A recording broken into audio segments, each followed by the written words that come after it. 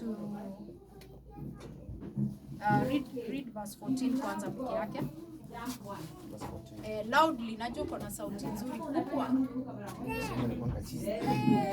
How then can they call on the one they have not believed in? And how can they believe in the one of whom they have not heard? And how can they hear without someone preaching to them? Si mumelewa, iko na mawaiwai mingi, si ndio? The first question is, how then can they call on the one they do not believe in? Probably kuna mtu hapa hivi amekaa na jiuliza, sasa huu God tunaambiwa story zake, tutambelieve aje na hatumjui, si ndio? So the first question is, how can we call on the one we do not believe? So the first thing, so the first thing we need as Christians is to believe.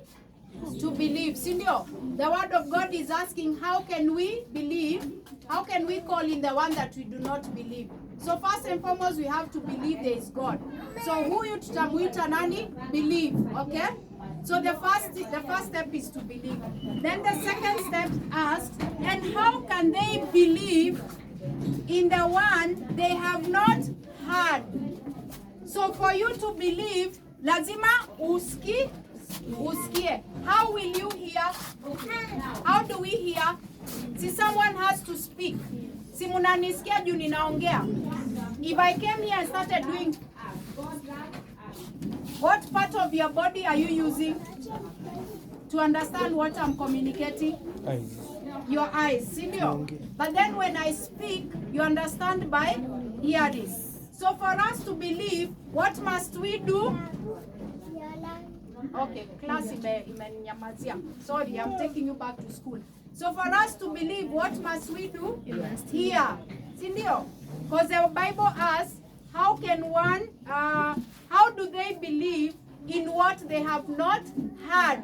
Tutaamini aje kitu hatujasikia, si ndio? And then the next question is, and how can they hear without someone preaching to them? Okay? So, huyu ni nani? Preaching. Na huyu ni nani? Hear ama heard. Na huyu ni? Believe. Si ndio? So for you to believe God, you've got to hear. And you cannot hear what has not been spoken or preached.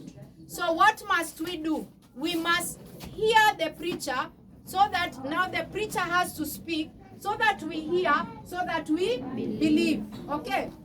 So if you stayed without these two, you decide, yeah, mimi Mkristo ndamaliza strong, na hauhear, na kuna mtu anakupreachia. Will you finish strong? No. So how must we start? We must first start by hearing the preacher. And it does not simply mean, to the word of God, hearing the preacher. It does not mean kila Sunday too. It means the preacher is also found where? In the word of God. So you keep reading the word of God, you keep reading the word of God. You hear who? God. Because he's the one who is speaking through the word. Senior.